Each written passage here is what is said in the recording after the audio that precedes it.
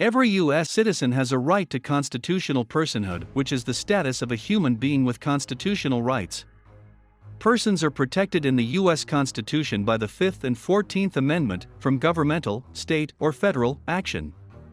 Rights include the right to life and liberty, freedom from slavery and torture, freedom of opinion and expression, the right to work and education, and many more.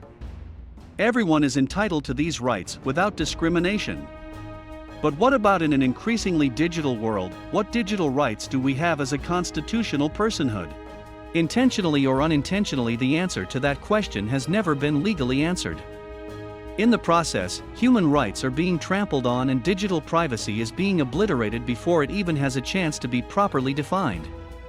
Who Am I seeks to address these issues by forcing the courts to provide an answer and blueprint for our digital rights in the 21st century.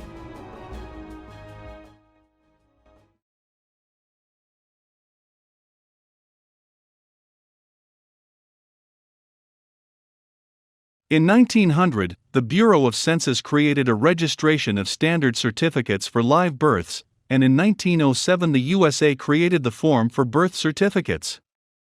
Most birth certificates have a state identifying number, and of course other identifying personal data. There is a legal controversy whether the state or federal government sees an entity defined by a birth certificate number and a birth record in a Bible as the same legal standing. In mid-November 1936, the Social Security number was introduced for purposes of tracking revenues and taxes, but did it create a new legal entity? And if so, who owns that entity?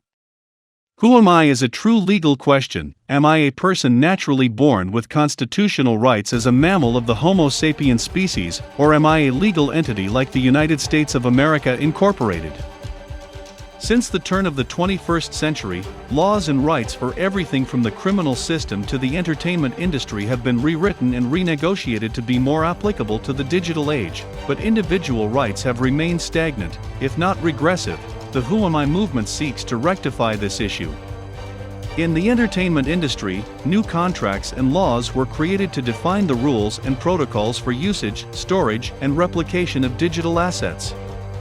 The same should be afforded to the digital records, profiles and patterns of the individual, especially with the invention of smartphones, apps and GPS tracking. These data points and metadata are the properties of the individual and should become income streams to the individual as royalty and license fees, not stolen and exploited by corporations. If successful, what is the positive benefit to me? We can establish universal basic income for everyone by establishing our personal digital rights and being paid by those who we give permission to collect, analyze, and use our data. In conclusion, the war to define the individual's rights and privacy for the digital era has only just begun. It will take years to achieve victory, but the first battle starts today.